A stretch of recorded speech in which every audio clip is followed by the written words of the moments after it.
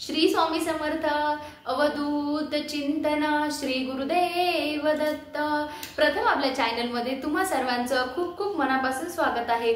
तर आजच्या व्हिडिओमध्ये आपण वरदलक्ष्मी व्रत तर ह्या व्रताविषयी माहिती बघणार आहोत। म्हणजे वरदलक्ष्मी व्रत हे आपण का करायचं, कसं करायचं, याची पूजा मांडणी, याचं उद्यापन कसं करायचं, म्हणजे असं उपवास कसा करायचा, तर सगळ्या प्रश्नांची उत्तरं आपण आजच्या व्हिडिओमध्ये बघणार आहोत। आणि सगळ्यात महत्त्वाचं ह्या वर्षी जे वरदलक्ष्मी व्रत आलेलं आहे ना, तर त्या दिवशी बघा की नारळी पौर्णिमा पण आहे, वरदलक्ष्मी व्रत पण आहे आणि जिवंतिका पूजन पण आहे। म्हणजे अगदी म्हणतो ना आपण की खूप मोठा योग हा जुळून आलेला आहे। कारण की कसं असतं की पौर्णिमा ही देखील कशासाठी असते की लक्ष्मी प्राप्तीच्या सेवेसाठीच म्हणजे समर्पित असते। बघ तो दिवस लक्ष्मीचाच मानला जातो। वरदलक्ष्मी व्रत हे देखील म्हणजे लक्ष्मी प्राप्तीसाठीच आपण करतो। तर आता ह्या वर्षी वरदलक्ष्मी व्रत हे केव्हा आहे, तर ह्या वर्षी 8 ऑगस्ट रोजी वरदलक्ष्मी व्रत आहे। आता हे व्रत का करावं, तर हे व्रत बघा की आपण खूप कष्ट करतो, पण आता त्या कष्टांना पण कुठेतरी नशिबाची साथ लागते ना, तर आपण त्याच्यासाठी हे व्रत, आणि आपण कसं असतं बघा की त्याच्यासाठी आपण वर्षभर खूप सारे व्रत वैकल्य सेवा करत असतो। तर त्याच्यातलंच हे एक व्रत आहे। तर हे व्रत आपल्याला का बरं करायचं आहे, तर हे व्रत धन धान्य पुत्र पौत्र म्हणजे तुमची कोणतीही मनोवांछित इच्छा असू द्या, तर ती इच्छा ह्या व्रतामुळे पूर्ण होते।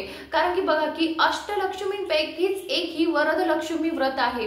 तर आता आपली कोणतीही मनोवांछित इच्छा असू द्या, ती इच्छा ह्या व्रतामुळे पूर्ण होते। आणि सगळ्यात महत्त्वाचं काय आहे की हे व्रत वर्षातून फक्त एकदाच येतं ना, तर आपली कोणतीही मनोवांछित जी इच्छा असेल ना, तर ते पूर्ण करण्यासाठी हे व्रत करतात। आणि सगळ्यात महत्त्वाचं म्हणजे हे व्रत फक्त वर्षातून एकदाच येतं, श्रावण महिन्यामध्ये।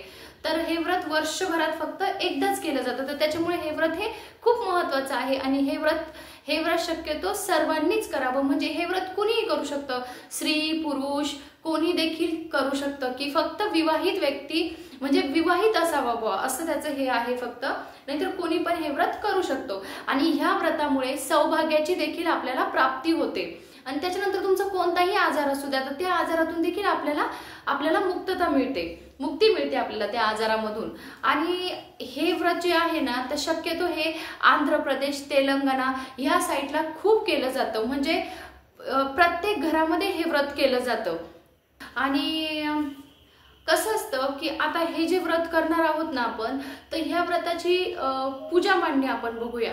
तर पूजा मांडणी करताना आपल्याला कसं करायचं आहे की एक चौरंग घ्यायचा आहे, त्या चौरंगावर आपल्याला लाल कलरचं कापड हे अंथरून घ्यायचं आहे। आता ते कापड अंथरल्यानंतर आपल्या घरात जर अष्टलक्ष्मीचा फोटो असेल किंवा लक्ष्मीचा फोटो असेल, तर तो फोटो स्वच्छ करून घ्यायचा आहे, त्याला हळदी कुंकू लावायचा आहे आणि तो फोटो त्या चौरंगावर आपल्याला ठेवायचा आहे। आता तो फोटो चौरंगावर ठेवल्यानंतर आपल्याकडे जर महालक्ष्मीची किंवा आपल्याकडे जर लक्ष्मीची मूर्ती असेल, तर आपल्याला त्या मूर्तीचा अभिषेक करायचा आहे श्री सुक्तम म्हणून।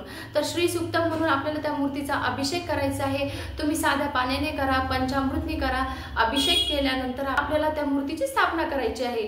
थोडेशा अक्षता काय करायचं, एक तर नागिनीचे 2 पानं घ्यायचे, त्याच्यावर थोड्याशा अक्षता टाकायच्या आणि ती मूर्ती आपल्याला तिथे ठेवायची आहे। आता त्याच्यानंतर गणपती बाप्पा, तर आपल्याला गणपती बाप्पांचा देखील अभिषेक करायचा आहे। 2 नागवेलीचे पानं घ्यायचे, त्याच्यावर अक्षता टाकायच्या, त्याच्यावर हळदी कुंकू अर्पण करायचं आणि गणपती बाप्पांची स्थापना करायची आहे। त्यांना गंध फुलं अक्षता अर्पण करून घ्यायचे आहे आपल्याला। आता हे झाल्यानंतर जो आपण लक्ष्मीचा फोटो ठेवलेला आहे, तर त्या फोटो समोर आपल्याला तांदळाची रास घालायची आहे। तांदळाची रास घालायची, त्याच्यावर हळदी कुंकू अर्पण करायचं आणि एक तांब्या घ्यायचा आहे आपल्याला। म्हणजे तुम्ही देवाचा तांब्या घ्या किंवा मग साधा स्टीलचा तांब्या घ्या, कोणताही तांब्या घ्या। त्या तांब्यावर आपल्याला स्वस्तिक काढून घ्यायचं आहे। स्वस्तिक काढल्यानंतर आपल्याला उभ्या 5 रेषा मारायच्या आहेत। तर ह्या ज्या रेषा मारतो आपण, तर त्या आपल्याला खालून वरच्या साईडनी रेषा मारायच्या असतात कधी पण। म्हणजे असं म्हणतात की आपण शून्यातून वरती जातो, आपल्याला वरतून खाली नाही यायचं, म्हणजे आपल्याला प्रगती करत वरती जायचं आहे। तर अशा आपल्याला त्याच्यावर रेषा मारून घ्यायची आहे। आता नेहमी आपण जो कलश भरतो, तर आपण त्याच्यामध्ये पाणी टाकलेलं असतं, तर फक्त ह्या कलशामध्ये आपल्याला पाणी नाही टाकायचंय, ह्या कलशामध्ये आपल्याला तांदूळच टाकायचे आहे, जो आपण तांब्याला जो बघा गळा असतो म्हणजे जो आतला भाग, तर आपल्याला तिथपर्यंत तांदूळ टाकायचे आहे याच्यामध्ये. त्या तांदळावर आपल्याला हळदी कुंकू अर्पण करायचं आहे. त्याच्यामध्ये 1 रुपयाचं नाणं आणि 1 सुपारी टाकायची आहे आणि 1 फूल, आपल्याला फूल त्या तांब्यामध्ये टाकायचं आहे. आता हे टाकल्यानंतर आपल्याला त्याच्यावर नारळ ठेवायचा आहे. त्या नारळाला नारळ ठेवायचा आहे. त्या नारळाची पण आपल्याला पूजा करायची आहे. म्हणजे त्या नारळावर तुम्ही स्वास्तिक काढा किंवा मग फक्त हळदी कुंकू त्याला लावून घ्या, त्याला 1 फूल अर्पण करा. आणि आता की बघा, म्हणजे काही कंपल्सरी नाही, पण मग छान वाटतं की आपण बघा की नारळाला पण आपण लक्ष्मीच्या स्वरूपात सजवतो. आता नवरात्रामध्ये, म्हणजे आमच्या इथे नवरात्रामध्ये ना छान असं नारळ सजवलं जातं. म्हणजे बघा की मुखोटे मिळतात बघा लक्ष्मीचे, तर तो मुखोटा लावून घ्यायचा आहे. त्या मुखोट्याला मस्त सुंदर नथ घालायची आहे, म्हणजे गळ्यातले अलंकार घालायचे आहे, वेणी घालायची आहे, त्याच्यावरती वेणी ठेवायची आहे किंवा गजरा असेल तर गजरा ठेवायचा आहे. खूप सुंदर वाटतं, म्हणजे ते खूपच छान वाटतं. तर आपल्याला तो तसा कलश हा सजून घ्यायचा आहे. आता कलश सजून झाल्यानंतर पण मग हे सगळं करायच्या अगोदर आपल्याला दिवा लावून घ्यायचा आहे. दिव्याची पण आपल्याला पूजा करायची आहे. त्याच्या खाली अक्षता ठेवायच्या, मग दिवा ठेवायचा, दिवा प्रज्वलित करायचा. आपल्याला त्या दिव्याची देखील पूजा करायची आहे, कारण की आपण प्रत्येक गोष्ट हे अग्नीच्या साक्षीने करत असतो. दिव्याची पूजा म्हणजे तुम्ही दिवा लावून घेतला आणि मग ह्या सगळ्या गोष्टी आपल्याला करायच्या आहेत. आणि ते झाल्यानंतर आपल्याला संकल्प करायचा आहे, म्हणजे कोणत्या कामासाठी हे वरलक्ष्मीचं व्रत करत आहात. तर आपले संकल्प झाला आणि आता हे सगळं झालं, तुमचा कलश पण सजवून झाला. आता आपल्याला काय करायचं आहे की सेवा कोणती करायची आहे. तर आता सगळ्यात महत्त्वाचं म्हणजे ना, ह्या दिवशी तुम्हाला 16 लवंगा घ्यायच्या आहे. आणि 16 लवंगा घेतल्यानंतर महालक्ष्मी अष्टकम जे आहे ना, तर आपल्याला म्हणजे एक तर तुम्ही सोबत त्या 16 लवंगा हातात घ्या, महालक्ष्मी अष्टकम म्हणा आणि त्या काही वेळ आपल्याला काय करायचं आहे, देवीच्या चरणांजवळ आपल्याला ठेवायच्या आहेत त्या लवंगा. आणि आता ह्या लवंगांचं आपल्याला काय करायचं, तर दुसऱ्या दिवशी ह्या लवंगा आपल्याला आपल्या तिजोरीत ठेवायच्या आहे. आणि आता हे झाल्यानंतर आपल्याला कसं असतं की याची जी कहाणी आहे ना वरदलक्ष्मी मातेची, तर शक्यतो आपल्या इकडे काय याची पुस्तक मिळत नाही, म्हणजे जो छोटासा ग्रंथ असतो तो काय शक्यतो आपल्या इकडे मिळत नाही. तर अशा वेळेस आपण काय करायचं आहे, मग यूट्यूबला हे सर्च करायचं, याच्यावर त्याची कहाणी येते. आपण हात जोडून बसायचं आहे आणि ती कहाणी लावून द्यायची आहे. ती कहाणी पण आपण ऐकायची आहे. आणि आता ही कहाणी पण ऐकून झाल्यानंतर आपल्याला काय करायचं आहे की आरती करायची आहे. तर महालक्ष्मीची जी आरती आहे ती यूट्यूबला लावून द्यायची. गणपती बाप्पाची आरती करायची, महालक्ष्मीची आरती आपल्याला करायची आहे. आता आरती करून घ्यायची आहे. आता आपल्याला नैवेद्य काय दाखवायचं आहे, तर आपल्याला नैवेद्यामध्ये तांदळाची खीर बनवायची आहे. कारण की ती माता लक्ष्मीला ही खूप प्रिय असते. आणि त्याच्यानंतर मग तुम्ही तुमच्या मनाप्रमाणे की ड्रायफ्रुट्स ठेवा, जे तुम्हाला नैवेद्यामध्ये ठेवायचं ना तर ते तुम्ही ठेवू शकता, पण तांदळाची खीर ही आपल्याला ठेवायची आहे. तर आता नैवेद्यामध्ये तांदळाची खीर ठेवली, त्याच्यानंतर आपल्या सेवा पण झाल्या. म्हणजे तुम्ही ना की कसं असतं की हे जे आहे ना, तर हे माता लक्ष्मीची सेवा आहे. तुम्ही माता लक्ष्मीच्या, तुम्हाला जर वेळ असेल तर इतरही सेवा तुम्ही करू शकता. लक्ष्मी गायत्री मंत्र आहे, तर तो देखील तुम्ही म्हणू शकता. त्याच्यानंतर याचं उद्यापन. तर आता उद्यापन करताना आपल्याला, आणि सगळ्यात महत्त्वाचं की ही पूजा आपल्याला सकाळीच करायची आहे.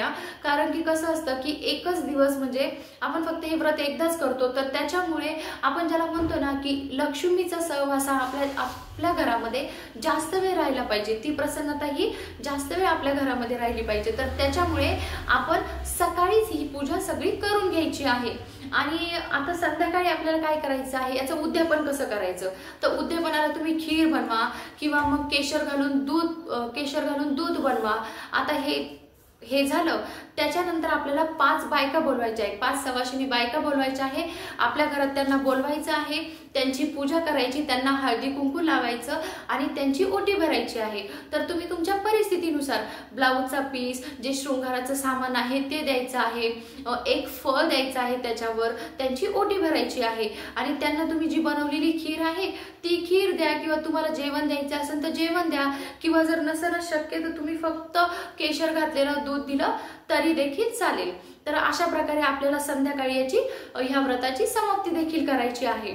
आता त्याच्यानंतर दुसऱ्या दिवशी आपल्याला काय करायचं आहे, तर दुसऱ्या दिवशी आंघोळ वगैरे करून घ्यायची, हळदी कुंकू अक्षता अर्पण करायचे आहे। परत त्या पूजेला दिवा लावून घ्यायचा, हळदी कुंकू अक्षता अर्पण करायच्या आणि त्याच्यानंतर आपल्याला मग ते सगळं तो फोटो देव्हाऱ्यामध्ये ठेवा, गणपती बाप्पाला देव्हाऱ्यामध्ये ठेवा, लक्ष्मीची जी मूर्ती आहे ती देव्हाऱ्यामध्ये ठेवा आणि जे तांदूळ आहेत ना तर ते तांदूळ आपल्याला आपल्या धान्यामध्ये ठेवायचे आहे। तो कलशामधला जो 1 रुपया आहे तर तो पण आपल्याला आपल्या तिजोरीमध्ये ठेवायचा आहे। तिजोरीमध्ये ठेवा किंवा जे तुम्ही देवाचं सामान ठेवता तिथं तुम्ही ती सुपारी आणि 1 रुपयाचं नाणं ठेवा आणि ते जे नारळ आहे ना तर आपल्याला काय करायचं आहे, ते नारळ जवळ जर देवीचं मंदिर असेल तर त्या मंदिरामध्ये आपल्याला ते नारळ ठेवायचं आहे।